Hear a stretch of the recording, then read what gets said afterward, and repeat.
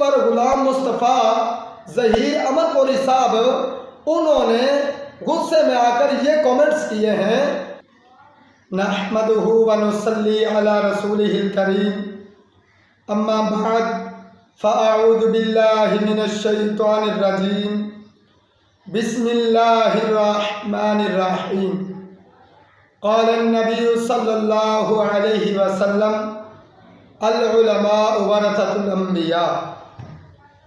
عزیز دوستو، واجب الاحترام سامعین، آج میں جس شخصیت کے متعلق بات کرنے لگا ہوں وہ بلا شبہ ایک عظیم محدث، عظیم عالم دین، ماہر اسماء الرجال، حضرت علامہ غلام مصطفیٰ ظہیر امن پوری حافظہ اللہ تعالی، انہوں نے مجھ سے ناراضگی کا اظہار فرمایا ہے۔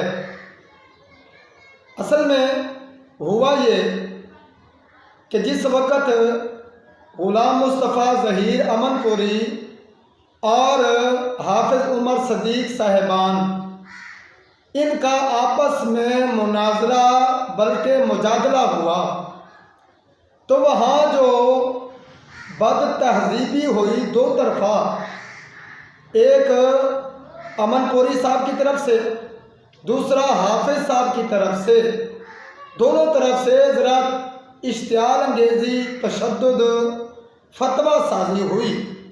اس کے بعد پھر حافظ عمر صدیق اور اس طرح علامہ اعتصام الہی ظہیر صاحبان، ان کے درمیان بھی اس طرح ذرا تلخی آئی۔ نتیجتاً علامہ اعتصام صاحب نے ایک جلسہ میں کہا کہ حافظ عمر صدیق کنجر، کمینہ، رافضی، پلہ، اس طرح کے الفاظ کہے تو میں نے وہاں ایک ویڈیو بنائی تو میں نے ان سے درخواست کی، ان بزرگوں سے، اکابرین سے، اپنے بڑے علماء سے، اپنے معروف علماء سے کہ آپ اگر اختلاف کرتے ہیں تو یہ آپ دلیل کے ساتھ اختلاف کر سکتے ہیں۔ کیوں؟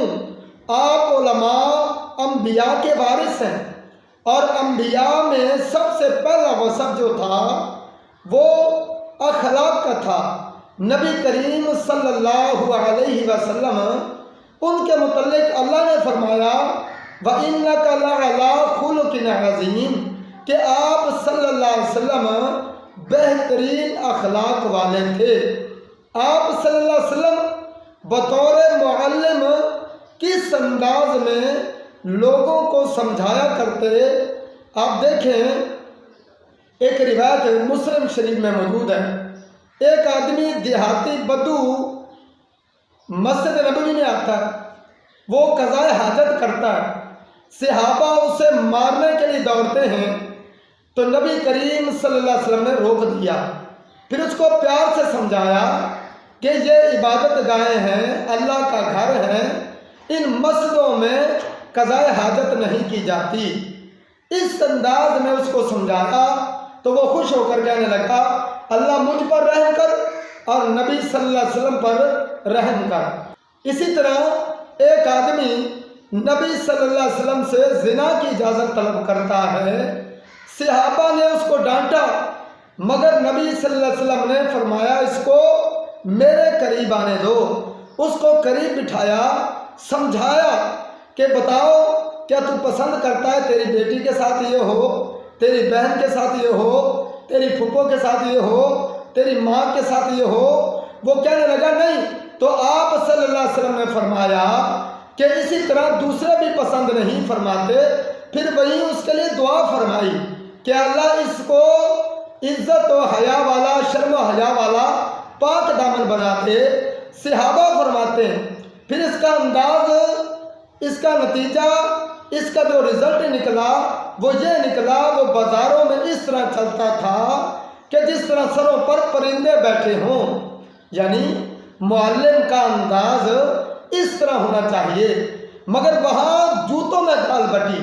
میں نے کہا کہ آپ علماء کا مقام عوام الناس میں بڑا ہے، آپ جہاں جاتے ہیں آپ کی عزت کی جاتی ہے، آپ کو اس طرح لاکھوں روپے نچھاور کیے جاتے ہیں، آپ کو دیے جاتے ہیں، آپ پر نچھاور کیے جاتے ہیں۔ تو جب آپ آپس میں اس طرح ایک دوسرے کو گرائیں گے تو ایک دوسرے کو گراتے گراتے عوام کی نظروں میں خود گر جائیں گے۔ تو بس یہی میں نے کہا تھا۔ اس ویڈیو میں میں نے صرف اتنا کہا تھا، آپ خود بھی سن سکتے ہیں، اس کا لنک یہاں ڈسکرپشن میں موجود ہے، جس پر غلام مصطفیٰ ظہیر امن پوری صاحب انہوں نے غصے میں آ کر یہ کومنٹس کیے ہیں کہ آپ اللہ کو کیا جواب دیں گے، آپ علماء پر اس طرح تبرہ بازی کر رہے ہیں، آپ علماء کی توہین کر رہے ہیں۔ تو میں چیلنج دیتا ہوں کہ استاد محترم وہاں کوئی بھی جملہ توہین کا ثابت کر دیں تو میں 1,00,000 روپیہ انعام دینے کے لیے تیار ہوں۔ اس کے بعد دوسری بات آپ نے وہاں کومنٹس جو دوسرا کیا ہے کہ سستی شہرت کے لیے آپ یہ کر رہے ہیں، تو یہ الزام سب علماء پر لگتا ہے، آپ پر بھی لگتا ہے کہ آپ یوٹیوب پر، فیس بک پر اس طرح آتے ہیں پیسوں کے لیے، پیسے کمانے کے لیے، شہرت کے لیے، یہ آپ اختلافات پیدا کرتے ہیں۔ تو یہاں آپ کیا جواب دیں گے؟ اس کے بعد تیسری بات آپ نے جو کی ہے کہ اللہ آپ کے چینل کو کامیابی کے قابل بنائے، تو میں کہتا ہوں کہ آپ کی اللہ دعا قبول کرے۔ باقی میرے چینل کا مقصد اگر صرف اور صرف کمائی کے مطابق ہوتا، کمائی اس کا مقصد ہوتا، تو کبھی بھی اس چینل میں اختلافی مسائل، کبھی بھی درست بات، حق بات کو بیان نہ کیا جاتا۔ اس کے بعد آپ نے کہا کہ آپ اپنے آپ کو ہمارے قابل سمجھتے ہیں، ہمارے برابر سمجھتے ہیں، آپ ان علماء کے مقابل اپنے آپ کو سمجھتے ہیں۔ تو استاد محترم میں آپ کی جوتیاں اٹھانا اپنے لیے اعزاز سمجھتا ہوں، مگر جہاں آپ غلط کریں گے، غلط کوئی نقطہ نظر اختیار کریں گے، غلط نظریہ اختیار کریں گے، غلط انداز اختیار کریں گے، تو یہ اہل الحدیث کا ایک ترہ امتیاز ہے۔ کہنے والا، کرنے والا جب غلط کرے گا کوئی بھی ہو، ہم اس کو روکیں گے بھی، ٹوکیں گے بھی صحیح، اور اس کی اصلاح بھی کریں گے، اگرچہ اس کو اچھا لگے یا برا لگے۔